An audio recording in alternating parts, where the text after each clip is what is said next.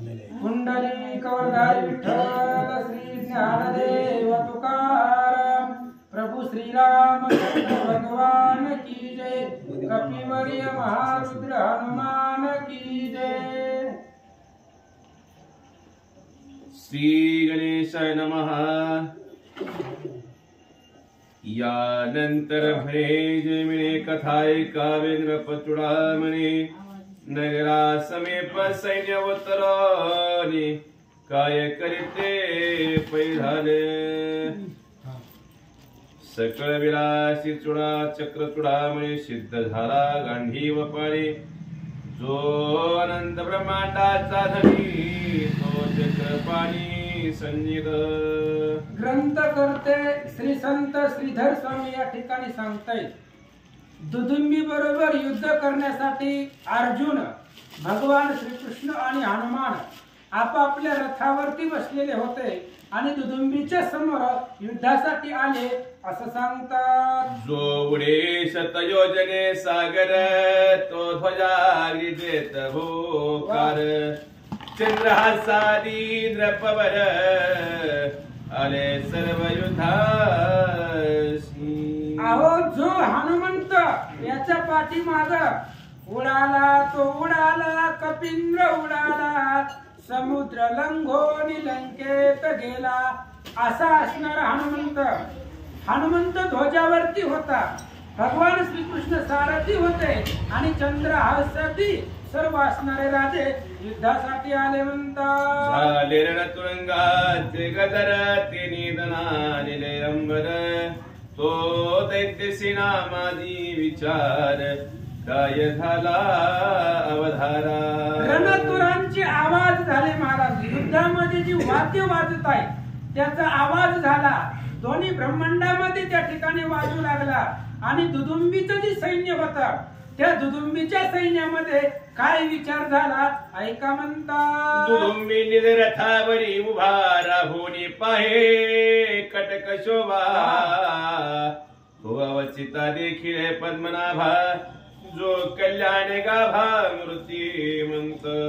दुदुंबी आपल्या रथावरती उभा होता महाराज आणि रथावरती उभा राहून एकदा सर्व सैन्यावरती डोळं त्या ठिकाणी फिरवून पाहू लागला किती सैन्य आहे तर वैकुंठीचा सुकुमार असणारा भगवान श्रीकृष्ण त्या श्रीकृष्णाला दुदुंबीनं पाहिलं काय विचार मनामध्ये आले ऐका। म्हणे आजी पुण्य तरुषी फळ आले की पूर्व सुकृत्य धावणे केले म्हणून म्या देखील कृष्ण पावले जन्मोनी झाले सार्थक। दुदुंबीच्या मनामध्ये देवाला पाहून विचार आला महाराज कृष्ण आहे मूर्तिमंत कृष्ण आहे परब्रह्म आहे आणि असा असणारा भगवंत पाहिला आणि दुदुंबीने विचार केला धन्य मी आपुले मानिन संचित अनंत जन्माचं पुण्य माझं आज फळाला आला वैकुंठीचा सुकुमार असणारा भगवंताची पावलं किंवा भगवंताला मी प्रत्यक्षात पाहिलं याचा आनंद दुदुंबीला झाला म्हणतात। ज्याचा वेद तो श्वास चरणी असे गंगावास नामे होय भव भ्रम विध्वंस तो जग निवास देखिला। दुदुंबीने विचार केला महाराज वेद आहे आणि वेद म्हणजे ज्याचा श्वास आहे भगवंताचे असणाऱ्या श्वासापासून वेदाची निर्मिती आहे। भगवंताच्या पायामध्ये सगळी तीर्थ आहेत महाराज गंगा यमुना कुठली असू द्या तीर्थ भगवंताच्या पायापाशी आहे आणि ज्याचं नाव घेतल्यानंतर ना अनेक दोषाचं दहन होतं असा असणारा तो भगवंत पाहायला भेटला असा विचार दुदुंबी करू लागला। आणि भेटते चक्र चुडामणी तो म्या देखिला गांडीव पाणी ज्याच्या कार्या लागी चक्र पाणी झाला प्राणी उदार। आणि भक्तामध्ये प्रवीण असणारा निपुण असणारा अर्जुन आहे ज्या अर्जुनाचा सारथी भगवंत झालाय अर्जुनासाठी भगवंतानं घोड सुद्धा धुतली म्हणजे उदार असणारा भगवंत अर्जुनासाठी झाला तो भक्तामध्ये चुडामणी असणारा अर्जुन आणि भगवंत मी पाहिला असं दुदुंबी बोलू लागला। भजागी वैसेला हनुमंत हात रुद्र मूर्ती म्हणते तयाच्या दर्शनी मी पुनीत झालो कृतार्थ संसारी. आणि त्या ठिकाणी ध्वजावरती हनुमंत आहे महाराज. हनुमान रुद्राचा अवतार, रुद्र तोची स्वय शंकर, उभय देह श्रीरामचंद्र. हनुमान रुद्राचा अवतार आहे आणि रुद्र म्हणजे शंकर आहे आणि दोघांचंही आराध्य दैवत राम आहे. असा असणारा हनुमंत ध्वजावरती आहे. भगवान श्रीकृष्ण सारथी आहे आणि भक्त चुडामणी अर्जुन आहे. या तिघांना मी पाहिलं, याचा आनंद दुदुंबीला वाटू लागला. ऐसा भक्ती रंगे रंगेला, परी दैत्य भावे गर्वार्थिला. मग समीप पाचारुनी रणमंडळा, शिष्टाई ते पाठवित. दुदुंबीनं विचार केला महाराज, देव समोर आहे, देवाला पाहिलं, आनंद झाला, पण राजा होता तो. मग राजाच्या दृष्टिकोनातून युद्ध करण्याच्या अगोदर शिष्टाई नावाचा प्रकार असतो. म्हणजे आपला एक सैन्य तिकडच्या पार्टीमध्ये पाठवायचा, आपला निरोप त्यांना सांगायचा आणि त्यांचं म्हणणं ऐकायचं. म्हणून रणमंडळ नावाचा एक दूत दुदुंबीनं जवळ बोलवलं. काय सांगतो ऐका. दैत्य बोले प्रधानासी, जाऊनी बोलावे कृष्णाशी. तू का पार्थ वचने भुललासी, काय कुटुंबाचे अंतरशी पै. दुदुंबीनं रणमंडळाला जवळ बोलवलं, प्रधानाला, त्या दूताला, आणि रणमंडळाला सांगितलं जा म्हणले कृष्णाकडं. आणि कृष्णाला जाऊन माझा एक निरोप सांग. कशाला म्हणले, हे अर्जुनाच्या नादी लागलाय.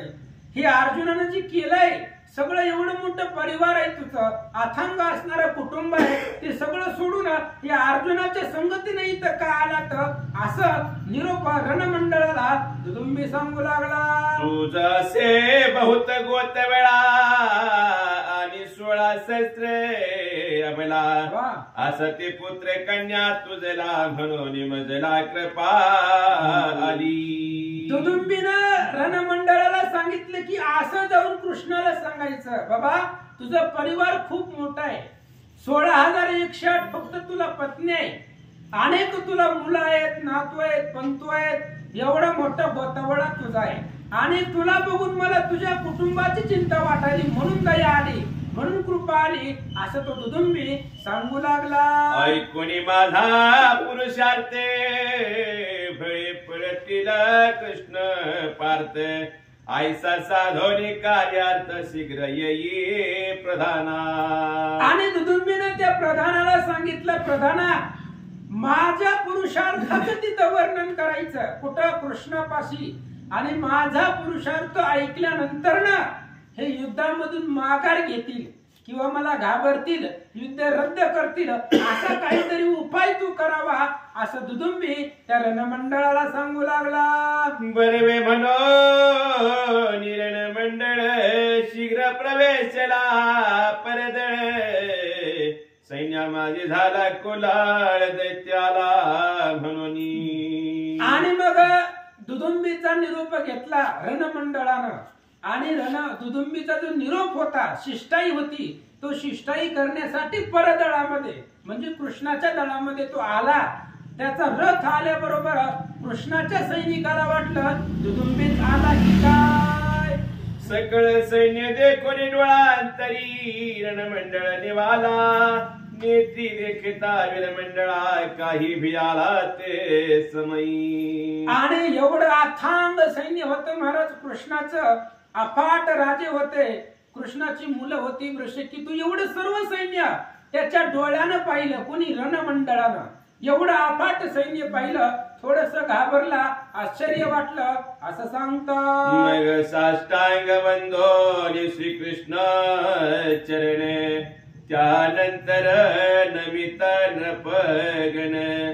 उभा ठाकेला कर जोडून, लक्षोनी चरण निजा दृष्टी. आणि तो रणमंडळ आला महाराज. आल्यानंतर भगवान श्रीकृष्णाच्या पायावरती त्यानं नमस्कार केला. भगवंताला अगोदर मनापासून नमस्कार केला आणि बाकीचे जे सगळे एल राजे होते त्या सर्वांना सुद्धा नमस्कार या रणमंडळाने केला म्हणतात. समीप वैसवनी सैन्य नाथ तयासी बोले श्रीकृष्ण नाथ येथे येणे झाले की मरत ते मज निश्चित सांगावे. तो रणमंडळ भगवंताच्या जवळ आला. महाराज त्यांच्या सैन्यामध्ये आला. श्रीकृष्णानं त्या रणमंडळाला जवळ बोलावलं, आपल्या जवळ बसवलं आणि कोणत्या कार्यासाठी कशासाठी इथं आलाय तर श्रीकृष्ण विचारू लागले. म्हणे माया विलास चतुरा वचन ऐके परमेश्वरा पावावया प्रपंच पारा मुख्यार्थ जाणो निमी आलो. आणि त्या रणमंडळानं कृष्णाला सांगायला सुरुवात केली. म्हणले देवा, तुमचा जो काही प्रपंच आहे तो सुखानं चालावा, तुमच्या प्रपंचामध्ये विघ्न येऊ नये म्हणून मी इथं आलोय, तुम्हाला सांगण्यासाठी आलोय असं तो रणमंडळ बोलू लागला. तथापि दुधुंबीचे वचन तू ऐकावे सावधान हे ऐको चंद्रपगन गांधीव पाणी समावेत. रणमंडळाने सांगितलं. म्हणले देवा, दुदुंबीनं निरोप दिलाय, दुदुंबीनं एक सांगितलंय माझ्यापाशी कार्य आणि ते सर्व तुम्ही लक्ष देऊन ऐका. श्रीकृष्णाने ते ऐकावं, राजा लोकांनी ऐकावं आणि उपस्थित सर्व श्रोत्यांनी त्या राजाने काय सांगितलंय तो निरोप ऐका असं रणमंडळ सांगू लागलं. संग्रामाधी समस्थिती करावी ऐसी राजनीती हे सकळे भूज जाणती तरी तुने नसिराज भावा. आणि रणमंडळाने सांगितलं कृष्णा, युद्ध करायच्या अगोदर शिष्टाई करावी लागते. ही नियम आहेत. साम दाम दंड भेद ही प्रकार आहेत. ह्याच्यामधून समजून सांगावं लागतंय. नाही ऐकल्यावर शेवटचा पर्याय युद्ध असतो. त्यामुळं राजानं मला तुमच्याकडे पाठवलंय असं या ठिकाणी रणमंडळ बोलू लागला. जे अविवेकी कार्य केले ते विवेकी पाहिजे निवारिले ते तुम्हासी जाणवावया वहिले मज पाठविले दैत्य राये. आणि रणमंडळाने सांगितलं, हे बघा म्हणले अविवेकानं कार्य केले म्हणजे अर्जुनानं जे केलंय ते विवेक रूपी श्रीकृष्णाने निस्तरावायचंय. म्हणजे अर्जुनानं काय केलं होतं, इथं आमच्या बरोबर युद्धासाठी आलाय, मग श्रीकृष्ण विवेक रूपी आहे, त्याने सर्व निस्तरावं पाठीमागं घ्यावं म्हणून दुदुंबीची वार्ता घेऊन मी इथं आलो असं तो बोलू लागला. दुदुंबीचा युद्ध पुरुषात मावू न शके ब्रह्मांडात हे काय नसे जी तुम्हा सुश्रुते म्हणून येथे आले ती. आणि रणमंडळानं सांगितलं. म्हणले कृष्णा, तुम्हाला माहिती नाही का, म्हणले तुम्ही ऐकलं नाही का या दुदुंबीचा पराक्रम, या दुदुंबीचा पुरुषार्थ संपूर्ण ब्रह्मांडामध्ये सुद्धा मावत नाहीये, एवढा आघात याचा पुरुषार्थ आहे, तुम्ही ऐकला नाही का कानानं असं तो रणमंडळ देवाला बोलू लागला. स्वयाच्या प्रताप नाळाची ज्वाळा लागुनी कुर्मराज तो पोळला वरी विधी लोक तप्त झाला तो काय मानवान जाळी. आणि त्या रणमंडळानं बोलायला सुरुवात केली, कारण तो त्याचा राजा होता.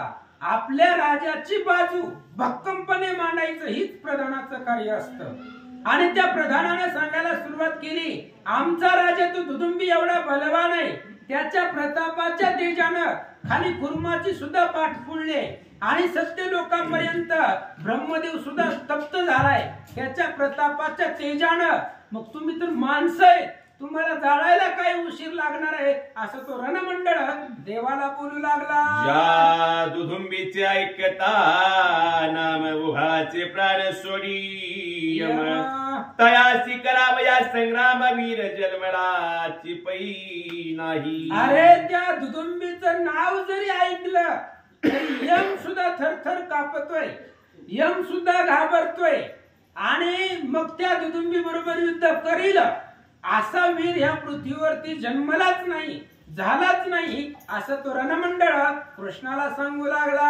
जेणे क्षत्रिय केली वसुंधरा, जो ईश्वर अवतारा खरा, तया परशुराम अंबरा, जेणे बुडविले शर घाते. आणि दुदुंबीची प्रताप सांगत असताना रणमंडळाने सांगायला सुरुवात केली. भगवान श्री विष्णूचा त्या ठिकाणी असणारा 6वा अवतार म्हणजे परशुराम आहे. आणि त्या परशुरामानं 21 वेळा पृथ्वी क्षत्रिय केली. 21च वेळा का केली? सहस्त्र अर्जुनानं रेणुकेच्या अंगावरती 21 घाव केले होते आणि रेणुकेच्या सांगण्यावरनं 21 वेळा परशुरामानं पृथ्वी क्षत्रिय केली. निक्षत्रिय केलं म्हणजे कोणालाही मारीत सुटला नाही. जे अधर्मानं वागतायत अशाच लोकांना परशुरामानं मारलंय. आणि तो परशुरामाला या दुदुंबीनं बाणाच्या पिसाऱ्यामध्ये आकाशामध्ये उडवलंय. एवढा पराक्रम त्या असणाऱ्या दुदुंबीचा आहे असं रणमंडळ देवाला बोलू लागला. तो कोठे जाऊन पडला देखा, हे ठाऊके नसे दैत्य नायका, तेथे या नृपाचा कोणले का तुम्हीच विचारा मानसी. अरे तो परशुराम कुठं जाऊन पडलाय ते त्या आमच्या राजाला सुद्धा माहिती नाही. परशुराम महाराज एवढा बलवान आहे आणि तो परशुराम बाणामध्ये उडून कुठं पडलाय हे दुदुंबीला सुद्धा माहिती नाहीये. आणि तुम्ही तर माणसं आहे, तुम्ही तर राजे लोक आहेत, तुम्हाला मारायला किती वेळ लागणार आहे असं तो रणमंडळ कृष्णाला बोलू लागला. जो सप्तम अवतार दाशरथी, त्या हुनियान नसी पुरुषार्थी, जो सिंधू तरो निश्यापंथी, वेगे गेला कनकपुरा. आणि भगवान श्री विष्णूचा 7वा अवतार, दशरथाच्या पोटाला दशरथाच्या वंशाला जन्मलेला भगवान श्रीराम. आणि तो श्रीरामापेक्षा जगामध्ये दुसरा धनुर्धारी कुणीच नाहीये. त्या श्रीरामानं समुद्रावरती दगडाचा पूल बांधला आणि रामचंद्र लंकेला गेले. रणमंडळ सांगू लागला. जेणे कुंभकर्ण वीर मारिला, सवे चिरणी रावणे बधिरा, ऐसा प्रताप सोळा जगी मिरविला श्रीरामाचा.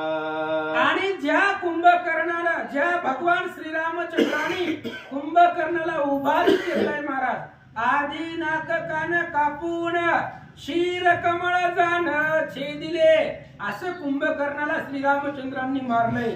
रावणाला मारलंय असा असणारा तो रणमंडळ कृष्णाला सांगू लागला. काशी मुनी थोरे नसे तीर्थ, की माते गुण आन नसे दैवत, गायत्री मंत्राहुनी पुनीत, आन मंत्र नसे ब्रह्मांडी. ग्रंथकर्त्यांना पटवून द्यायचे रामापेक्षा दुसरा धनुर्धारी कुणीच नाही.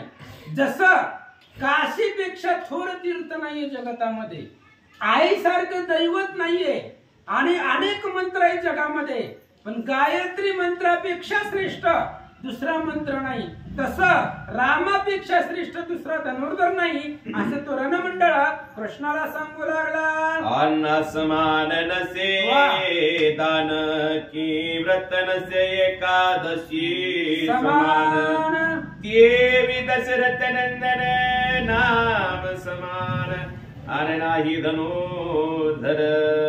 आणि पुढे त्या ठिकाणी रणमंडळाने सांगितलं महाराज, अन्नदानापेक्षा कुठलंच दान श्रेष्ठ नाहीये. आणि जगामध्ये जेवढे बी उपवास आहेत महाराज, व्रत आहेत, त्या उपवासामध्ये एकादशी सारखं व्रत जगामध्ये कुठलंच श्रेष्ठ नाही. एकादशीच श्रेष्ठ आहे महाराज. काय या शब्दावरती जोर देतोय? रुक्मांगद राजा आणि धर्मांगद त्यांनी फक्त एकादशीच केली जीवनामध्ये आणि अयोध्या नगरी वैकुंठाला नेली. कशाच्या जीवावर? एकादशीच्या.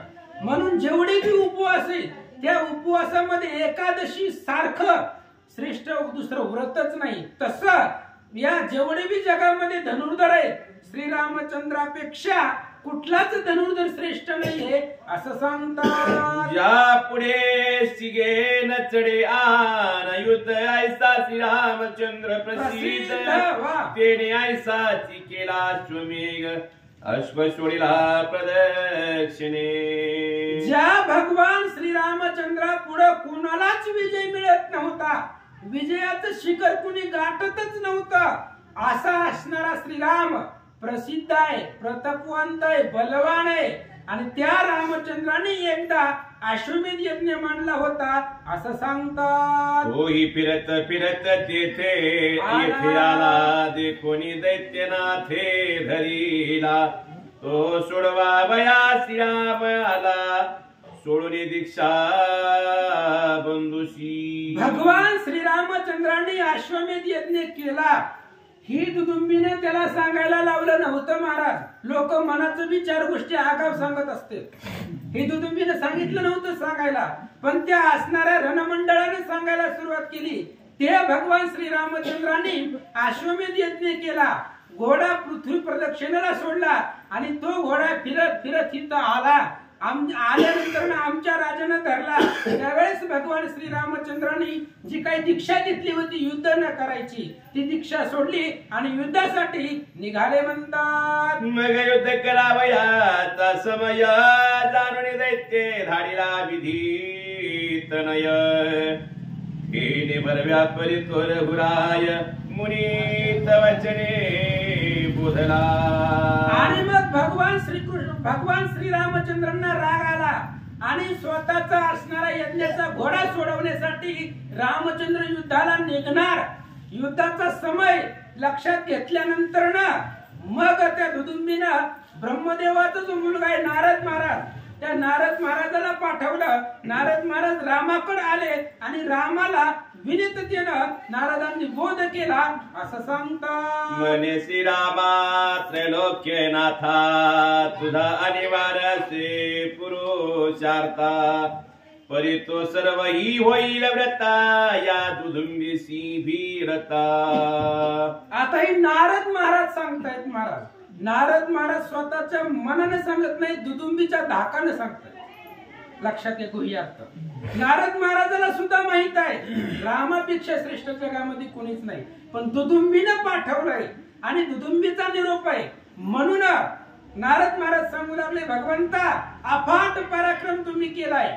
एवढं सर्व तुमची जी यश कीर्ती आहे ती सगळी या दुदुंबी बरोबर जर युद्ध करायला लागला तरी तुमची यश कीर्ती धुळीला मिळेल असं नारद महाराज रामाला सांगू लागले. तुवासे तू बांधिला सागर जडी, केली राक्षस कुळांची होळी. आणि रणी निवटिला दशमौळी, पुत्र पौत्र समवेत. नारद महाराजांनी सांगितलं, रामा तुम्ही एवढा अफाट पराक्रम केलाय. समुद्रावरती दगडाचा पूल बांधला, लंकेची होळी केली. महाराज लंका दहन फक्त एकदाच ऐकलंय तुम्ही, 4 वेळा लंका दहन केलंय. 4 वेळा. पहिल्यांदा सुरुवात हनुमंतांनी एकदा लंका जाळली, परत रामचंद्र बाणाने जाळतायत, परत वानर जाळतायत आणि अशा प्रकारे लंकेची होळी केली. रावणाला मारलं, कुंभकर्णाला मारलं. एवढी तुमची यशाची गाथा आहे असं महाराज सांगू लागले. त्या नवग्रहाची विडी, देव सोडविले तेच कोडी.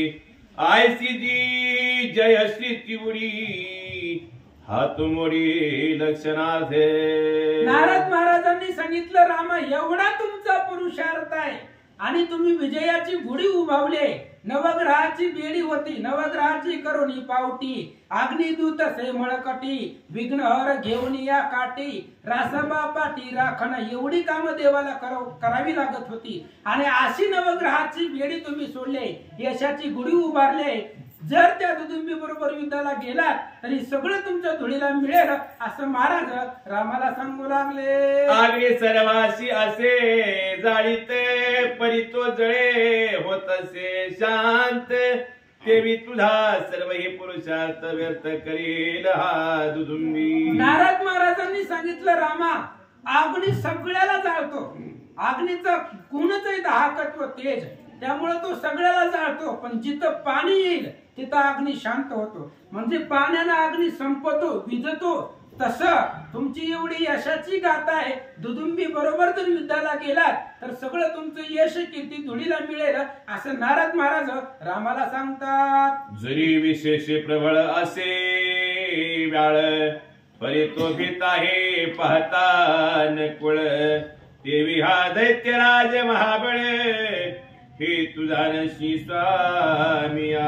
नारद महाराजांनी हात जोडून सांगितले, रामा साप कितीही मोठा असू द्या पण मुंगसाला बघितल्याबरोबर साप घाबरतो, तसं तुमचा किती जरी यश कीर्ती प्रताप असेल तर दुदुंबी पुढे तुमचं काही चालणार नाहीये असं नारद महाराज रामाला सांगू लागले. म्हणून या श्रीरामचंद्र विवेक चतुरा गुण समुद्रा माझे ऐकून या उत्तरा शीघ्र गमन करावे. आणि म्हणून हे असणाऱ्या भगवंता तुम्ही विवेक आहे तुमच्यापाशी, तुम्ही सर्वांमध्ये निपुण आहेत, प्रवीण आहेत, माझं ऐका. त्या असणाऱ्या दुदुंबी बरोबर युद्धाला जाऊ नका असं नारद महाराज देवाला बोलतात. ऐकून श्रीराम क्रोधावला वेगे धावली रणाशिया. मग श्री गुरु वशिष्ठ धाविनला ते देवालिले तयाते. आणि मग नारदांचं बोलणं ऐकून रामाला भयंकर राग आला. महाराज येतोय तो राम कशाचा? रामाला त्या ठिकाणी आवेश आला. नारदाचं बोलणं ऐकलं, राग आला रामाला. भगवान श्री रामचंद्र दुदुंबीला मारण्यासाठी निघाले. रस्त्यामध्ये वशिष्ठ महाराज आले आणि वशिष्ठ महाराजांनी रामाला थांबवलं म्हणतात. तो जाऊन भेटला रायासी बलवे दिले दुदुंबीसी. मग सोडून दिले श्याम किरणाशी. मग उभयताशी सख्य केले. आणि मग वशिष्ठ महाराजांनी रामाला थांबवलं होतं आणि थांबवल्यामुळे मग वशिष्ठ महाराज ते दुदुंबीकडे गेले आणि दुदुंबीचं समाधान केलं. उभयतांचं, रामाचं आणि दुदुंबीचं दोघांचंही समाधान केलं. आणि रामाचा जो अश्वमेध यज्ञाचा घोडा होता तो घोडा वशिष्ठ महाराजांनी सोडून आणला असं रणमंडळ कृष्णाला सांगू लागला. जेथे श्रीरामाची गती ऐशी तीर्थ तेथे पार्थ किती.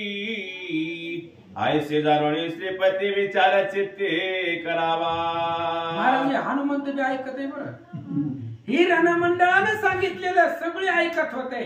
आणि त्या दुदुंबीच्या त्या प्रधानाने सांगितलं, जिथं श्रीरामाची गती ऐशी, त्या रामाची गती अशी झाली तिथं अर्जुन किती आहे, कृष्ण किती आहे असं रणमंडळ बोलू लागला.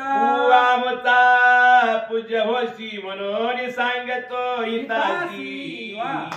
भुलू नको पार्थ वचनासी हा तो भ्रमे भुललाचे. आणि मग रणमंडळाने सांगितलं, कृष्णा तू आम्हाला पूजनीय आहे, तू आम्हाला पूजनीय वंदनीय आहे, म्हणून मी तुमच्या हिताला सांगतोय हे अर्जुनाच्या नादी लागू नको. हे अर्जुन भ्रमानं भुलून गेलाय, तू याच्या पाठीमागे येऊ नको असं तो रणमंडळ कृष्णाला सांगू लागला. जरी वंद्या सुताचे लग्न की वनंदिनी शिरागेल पूर्ण. तेथे कैल मंत्र पठण भीष्मनंदन निज सुखे. लग्नोस्था गंधर्व नगरी मृग जळे नाती नवरी. गगन कुसुमाचे शिरे बाशिंग छाये बांधिले. या ठिकाणी सांगतायत महाराज म्हणजे जे होणार नाही ते सुद्धा होईल. गंधर्वाच्या लोकांमध्ये लग्न आहे आणि तिथं मृगजळ रूपी नवरा नवरी आहे. मृगजळ फक्त दिसतंय पण नसतंय. किंवा बाशिंग बांधायचे कुठं आकाशामध्ये मेघामध्ये, ते जसं शक्य नाहीये तसं हे सुद्धा शक्य होणार नाहीये असं सांगतात. बांधुनी वेगी आला अंध तेने आणले कासवीचे दूत. मुखागातचे गीत प्रबंध ऐके वृंदवरी राचे. एखादा आंधळा माणूस आलाय महाराज आणि त्या आंधळ्यानं कासवाचं दूध आणलं. मुका गातोय आणि बहिरा ऐकतोय. म्हणजे मुका सुंदर अशा प्रकारचं गायन करतोय आणि बहिरा ते गायन ऐकतोय असं सांगतात. शुक्ती कारजतवाची भूषणे ती लेवली गोजिरवाणी. चित्रस्थ साखरेची वाणे घरोघरी देत असे. आणि स्त्रियांची वस्त्र आहेत महाराज. पुरुषानं स्त्रियांची वस्त्र किती जरी नेसली सुंदर तरी सुद्धा त्याचा फायदा नाहीये. पुन्हा चित्रस्थ आहे, भिंतीवर काढलेले साखरेचं चित्र आहे आणि ती घेऊन घरोघरी वाटू लागले असं सांगतात. तेही घडो शक्य एक वेळे परिहा दैत्याला जी कवे कदा काळे. म्हणून जाणावे विवेक वेळे चतुर्या फुले निजहित. आणि त्या रणमंडळाने सांगितलं आतापर्यंत जेवढं होईल सांगितलंय तेवढं होईल. म्हणजे कदाचित मुका सुद्धा गायन करील, बहिरा सुद्धा ऐकेल, पण दुदुंबी बरोबर तुम्हाला यश प्राप्त होणार नाही असं रणमंडळ सांगू लागला. 16 सहस्र स्त्रिया सती त्या वेगळ्या आठपट राणीवती, तव वियोगाची ह्याची गती कैसी होईल विचारी. आणि त्या असणाऱ्या रणमंडळाने सांगितलं, कृष्णा तुला 16,000 पत्नी आहेत, एवढे सर्व तुझं त्या ठिकाणी मुलं तुला भरपूर आहेत, पत्नी आहेत, तुला जर इथं काही झालं तर त्यांनी काही करावं असं तो रणमंडळ बोलू लागला. पार्थादी श्रवण पाच्या वनिता त्या सेवती वैधवता, म्हणून सदा आयुष्याता कामारू पाहता दैत्यवाणी. आणि त्या असणाऱ्या रणमंडळाने सांगितलं, अर्जुनाच्या ज्या पत्नी आहेत त्या अर्जुनाच्या बायकांना वैधव्य प्राप्त होईल. अरे तुमचं आयुष्य शिल्लक आहे, तुम्ही जर माघारी गेला तर आनंदाने जगसाल. तुमचं आयुष्य शिल्लक असताना सुद्धा ह्या दैत्याच्या बाणानं का मरण्याची इच्छा करताय असं रणमंडळ कृष्णाला सांगू लागला. दैत्य प्रतापे सिंधू सुशिला तोरी, ऋषीने त्रासुने पूर्ण केला. आता शत्रुशी अशोक जळवा, जळाला ढाबवरला नाही जी. अरे दैत्य बलवान आहे, दैत्य एवढा सामर्थ्यवान आहे. आमच्या दैत्या पुढे, त्या दुदुंबी पुढे आजपर्यंत कोणीच शत्रू जिंकलेला नाहीये, त्याला विजय मिळालेला नाहीये असं सांगता. या कारणे श्रीकृष्ण आता तुम्ही येतोनी जावे आता, नाही तरी मृत्यूच्या पंथा सर्व लागतील वाटते. याच्यासाठी त्या ठिकाणी सांगितलं महाराज रणमंडळाने, कृष्णा आताच्या आता महागारी घरला जावा, नाहीतर जर तुम्ही हट्ट केला युद्धाचा तर यातलं एकही वाचत नाहीये. विनाकारण तुम्ही यमाचं घर बघायला जाचाल असं रणमंडळ कृष्णाला सांगू लागला. ऐकून रणमंडळाची मात क्रोधे कोपला वायू सुत, जेवी पावक पावणे घरत वाढे तैसा वाढला. रणमंडळाचं बोलणं ऐकलं महाराज हनुमंताला भयंकर राग आला. बघा त्या दुदुंबीने कृष्णाची सुद्धा निंदा केली होती, अर्जुनाची सुद्धा निंदा केली आणि सर्व राजांची केली, पण हनुमंताला त्याचं दुःख वाटलं नाहीये. ज्या वेळेस रामावरती आक्षेप घेतला, रामाला कमीपणा आणला, अग्नीमध्ये तूप टाकावं महाराज, जसा अग्नी वाढतो तशा प्रकारे हनुमंत रागाने लाल झाले म्हणतात. म्हणे हे काय बोलला शिवचनाचे ऐकता पुळले माझे श्रवणे, तू आला शिरे दूत होऊन म्हणून क्षमा तुझ केली. हनुमंताने सांगितलं, काय बोललास तू? अरे तुझ्या बोलण्यानं माझं कान पोळलेलं आहे, माझ्या सर्वांगाचा दाव होतोय तुझ्या बोलण्यानं. तू दूत म्हणून आलाय म्हणून तू राहिला नाही, तर हनुमंतानं कांटळी जरी दिली असती तरी ती वाचलं नसतं. महाराज पुराव्यासहित बोलतोय, लागता बाहूची चपेट, मेरू मंदार होती पीठ. एवढी ताकद आहे हनुमंताकडे, बल बल भरपूर अशा प्रकारचा राग हनुमंताला आला असं सांगतो. माझा स्वामी दाशरथी त्रिलोक्या माझी जो पुरुषार्थी, जेने कुबेर याचे केले आरती, वाणी ती निगम कीर्ती जाती. आणि हनुमंताने सांगितलं, माझा स्वामी आहे तो, भगवान श्रीरामचंद्र माझा स्वामी आहे. त्रिभुवनामध्ये तू पुरुषार्थी आहे, बलवान आहे, कुबेरादी सर्व याचक भगवंताचे, त्यांची तृप्ती त्यांनी केले असा बलशाली भगवंत आहे हनुमंत सांगू लागले. ज्याचा ऐकता पुरुषार्थ शिर डोलवी कैलासनाथ, तो तुआ मानिला शक्त जुळवचनात रे तुझा. हनुमंताने सांगितलं, ज्या रामाचा पुरुषार्थ ऐकल्यानंतर ना महादेव सुद्धा मस्त खालवतायत महाराज. श्रीराम सदाशिवा ते ध्याय, शिव वंदी श्रीराम पाय.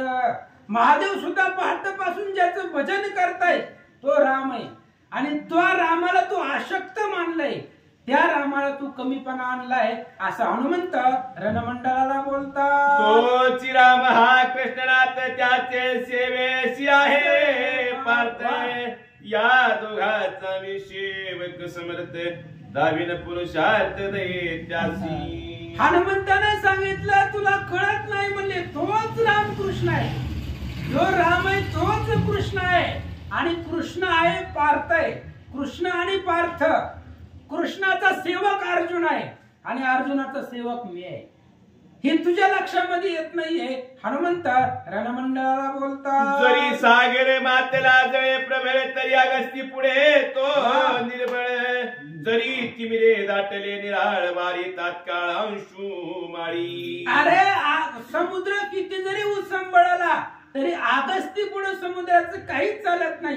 आगस्ती ऋषीने निश्चिती सोशियेला अपांपती. आगस्ती पुढे समुद्राचं काही चालत नाही.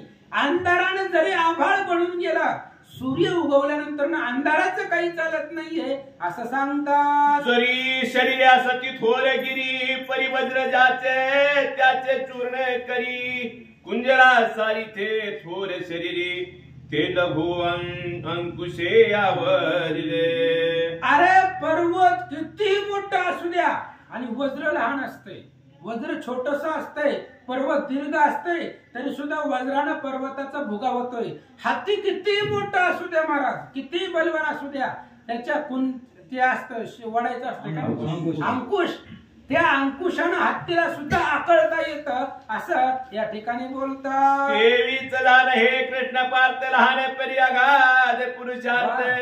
ते मशक प्राय दैत्यनाथ तू काय वाणी पुढे. अरे तो भगवान श्रीकृष्ण आणि अर्जुन दिसायला लहान दिसायले.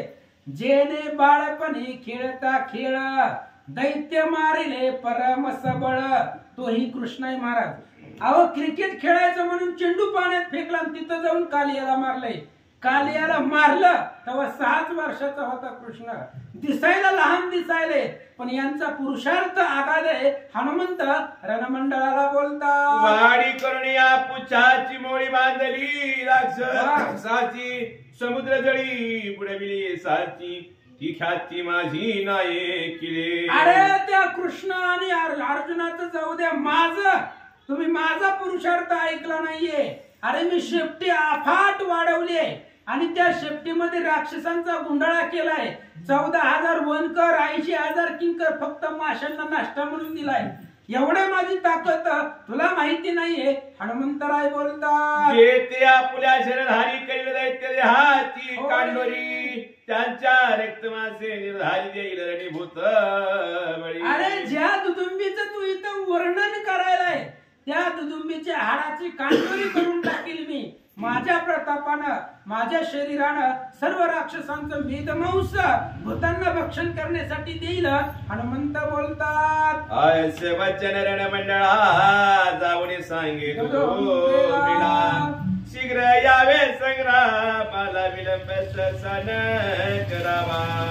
आणि हनुमंतानं त्या रणमंडळाला सांगितलं, जा म्हणले, जाऊन सांग त्या दुदुंबीला असं मी बोललोय, माझं नाव सांग म्हणले दुदुंबीला. असं त्या ठिकाणी हनुमंतराय त्या रणमंडळाला बोलतात. ऐकोनी पाच तयाची बोले जातो पुरव तयाचे युद्ध सोळे. ऐसे जी सर्व नर पाचे मिळे पुरुषार्थ बोलेले तयाशी. आणि अशा पद्धतीने अर्जुनाने सुद्धा बोलला महाराज. हनुमंत अगोदर बोलले, नंतर अर्जुन बोलला. त्या असणाऱ्या दैत्य आपल्या पुढे काहीच नाहीये. मग अर्जुन बोलल्यानंतर एक राजा सर्वजण आपापल्या पुरुषार्थाचं वर्णन करून बोलू लागले. रुमने जे न चुके कर्मरेखा मगन मिले यदो नायका. जाऊन तैसाची दैत्य नायका सांगता झाला रणमंडळ. रणमंडळाने सांगितलं जे घडायचंय ते घडणार आहे. किती बी आपण प्रयत्न केला तरी याच्यामध्ये बदल होणार. जाऊ दे म्हणलं, जसं असेल तसं भगवंताला नमस्कार केला. रणमंडळा दुदुंबीपाशी गेला.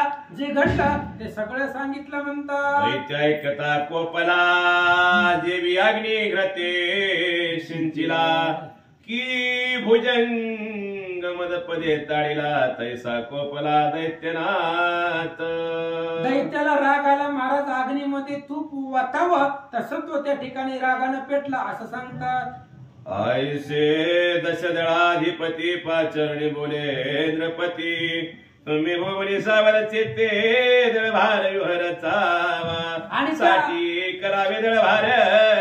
एक भाराचा विस्तार तुम्हा सांगतो सविस्तर सावधान परे सावे कोटी अश्वतंधर कुंजर तदर्थ करावे रतभार कोटी द्वयपदाची साचार एक भारे ही संख्या आयसे साठी भार रचिले सकळ विरा सिद्ध झाले इतुके भार एकाशी मिले तयार मंडळा लागुनी दुदुंबे म्हणे रणमंडळा हे भार घेवोनी जाई रणमंडळा बळे जिंकिले तू सकळ निर्पाळा कृष्णार्जुना सहित पै दुदुंबीनं रणमंडळाला सांगितलं एवढं सगळं सैन्य तुझ्यापाशी दिलंय आणि एवढं सगळं सैन्य घेऊन तू कृष्णाच्या सैन्यामध्ये जा आणि तुझा पुरुषार्थ तिथं दाखवा असा दुदुंबी सांगू लागला इतके सैन्य सिद्ध झाले ते तुझे हनुमंते